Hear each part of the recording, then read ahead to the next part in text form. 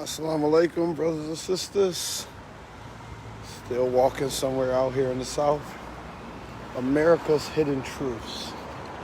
As I'm stopping by these museums and I'm stopping by different things and I'm thinking and I'm seeing the different fights and things that we've been through as a people, I realize America's hidden truth is our open fear. A brother hit me today and said, "Brother, let me ask you something, be honest." You know, another leader, he said, "What do you feel about the vaccine? Like, what do you feel? Should we teach the people about the vaccine?" It's a topic that I told him, my personal feelings, I don't really address on it because I just stay out of it because it's another one of American hidden truths where things that has happened to us being used as experiments and things is the reason why we're fearful. They might cover up their truths, like they'll take down their statues instead of telling the truth of the history behind them statues or who the men really was. They rather hide the truth. But all the truths that they hide is realistic to us. It's real to us. They might hide the fact that there's police brutality going on. But to us, we openly know it, and we openly gotta fear everything that is dragging us down in this country. But we can't let its secrets continue to be our fear. We must, one, bring the secrets to the light. And two, we must face them head on to the point where we don't got to live in fear. We can't live in fear of being scared to go forward or being scared that they going to stop us. Because a lot of times, the things that we have been through in this country and the things that our ancestors has been through is still haunting us to this day.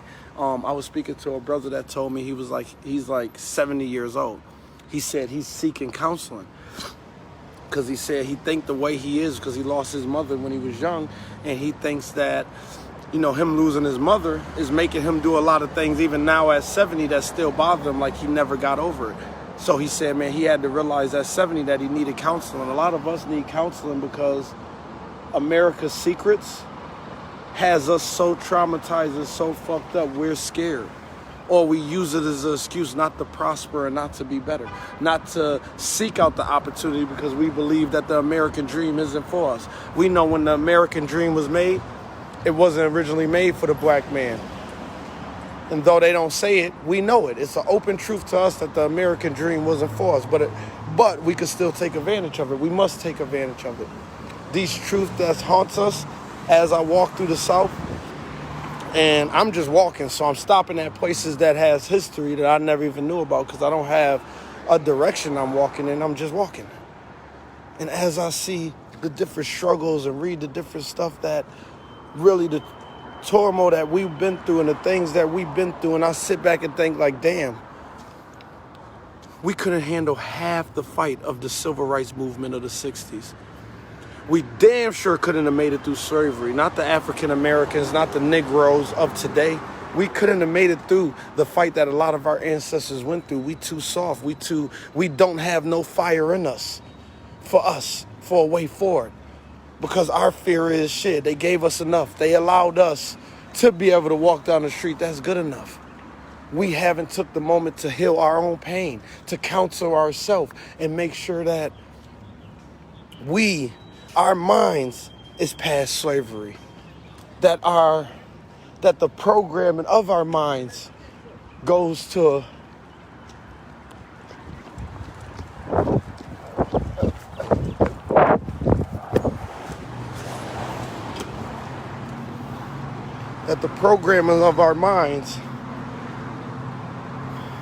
we have been so programmed to hate each other. We have been so programmed to kill each other. We have been so programmed to hurt each other, and we have not went through the therapy ourselves to get past all these truths that is within us from our ancestry. So we got to find a way, brothers and sisters. Slave trade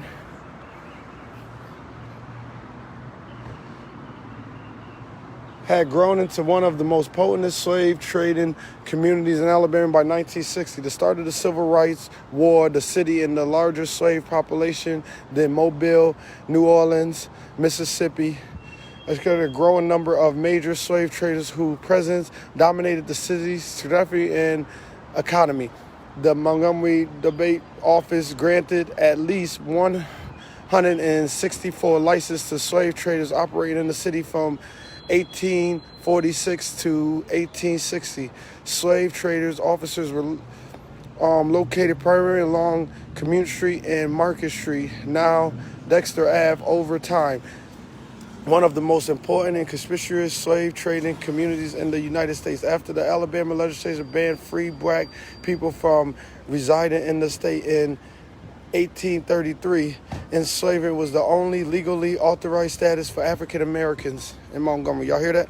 The only legalized status we had here. You had to be a slave to live here. If you wasn't a slave, you couldn't live here. In 1833, that law was passed. I'm just walking, grabbing into history. I don't really care for the sights. I want to know who walked here before me, before all of this was here. Who walked here?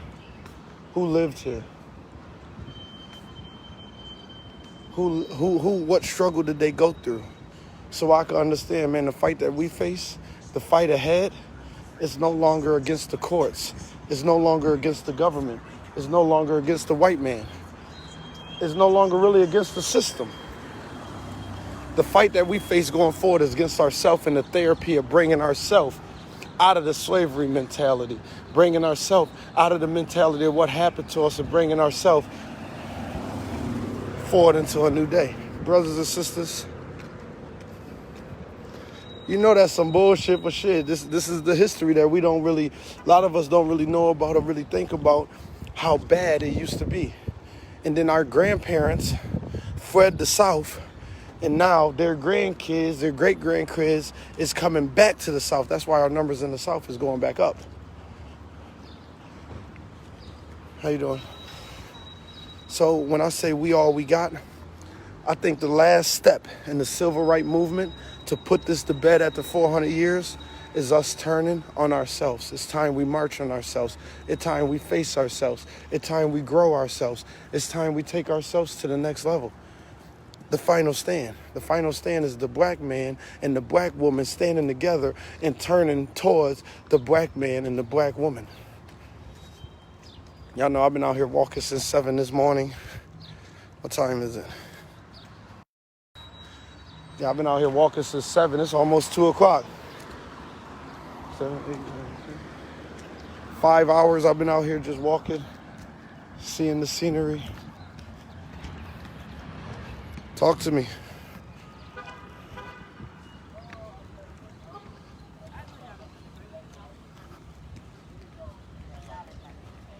And you know what's crazy? It's just like the falls. You know, a lot of us been to the falls. A lot of us that's been to the falls haven't never been to the falls. A lot of people out here in Alabama, they'll walk right by the little monuments of what them markings mean because it don't really matter to us when we from there. We take everything for granted. But the history of our people, the history of us, is a very tame history that's still bothering us. It's still a mental fucked up in our heads. We mentally fucked up. We're mentally fucked up and we don't know how to get it right. So we must do the final stand in the civil rights movement that has been going on since the 2 centuries of slavery. The final stand is for us to stand against our own and for us to rise together. That is the final stand. That is the final step. If we take this step, we'll be good. You know what? This trip is really changing me and opening up my eyes, man. The Ramadan, alhamdulillah, Ramadan is 30 days away? And I know next year, after Ramadan, I want to try and help push us forward and start this healing process for us to start healing and start helping and start growing ourselves.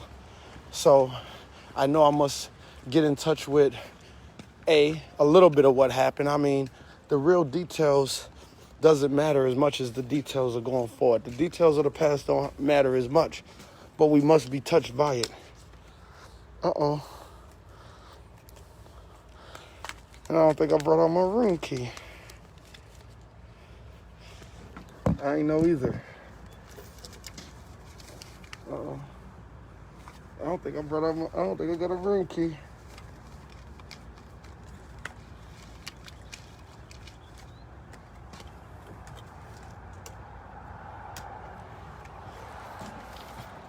Yeah, man, as I walk through this though, see, as you learn about the slavery, that's why the guy at the first museum told me, like, yo, make sure you eat before you go to, make sure you eat before you go to the Civil Rights Museum, because it could get gruesome. I mean, you already know it don't really get gruesome, but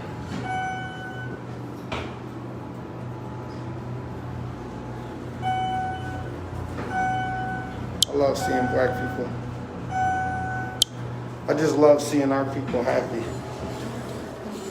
I love seeing people that look like me happy because it reminds me to be happy.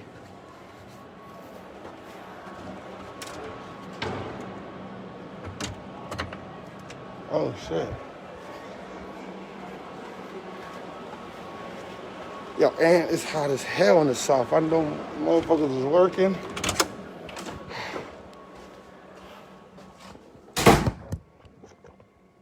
Talk to me now, Paul.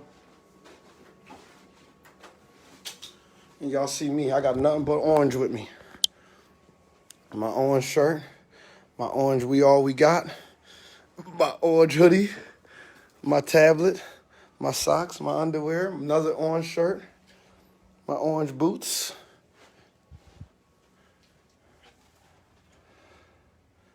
Obama book, and that's it. I ain't got no other, I ain't bring nothing but orange with me. But yeah.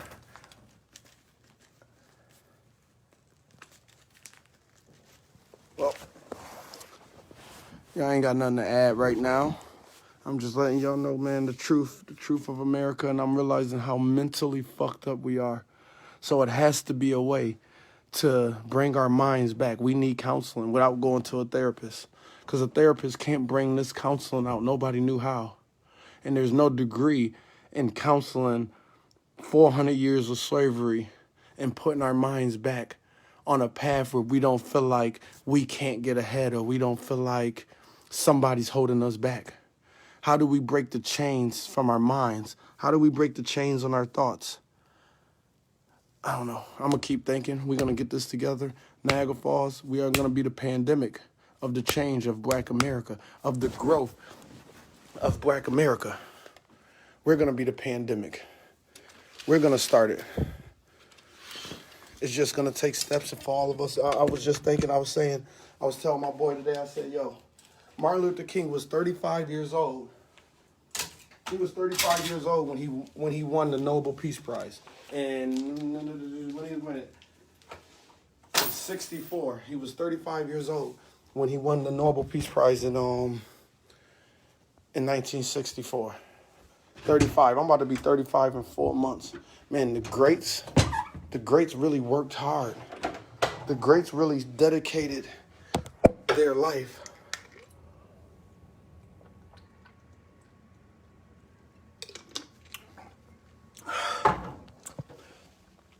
I haven't ate since y'all seen me eat that Jamaican food yesterday at like 3 o'clock. I don't eat much. It's the drive that's in me. It's the hunger in me to really think this through and make sure that I'm putting my all and that I make the right choices and the right steps forward, because I'm at a point right now where the movement is pushing. Everywhere I go, people is loving the movement. People is understanding the changing of the minds. Everybody is agreeing with the changing of the minds. It's just a lot of things that one false step could throw everything off. So I got to make sure everything go according to plan, which isn't that easy. It isn't easy when you're trying to raise others, where the outcome is not in your hands. But I feel like the outcome is in the Most High hands, and I feel like my mission is from the Most High. Just like when Moses came out of Egypt, from the Pharaoh. When the people change what is within them, and the people is ready for change, and the people is ready for better, the Most High always comes through once we start working on us. So I ain't worried about that part. I know the Most High gonna come. But brothers and sisters, man, we mentally fucked. Every thought that crossed your mind, you need to think about it. Every every thought we have, we need to know where it came from. Where did that feeling come from?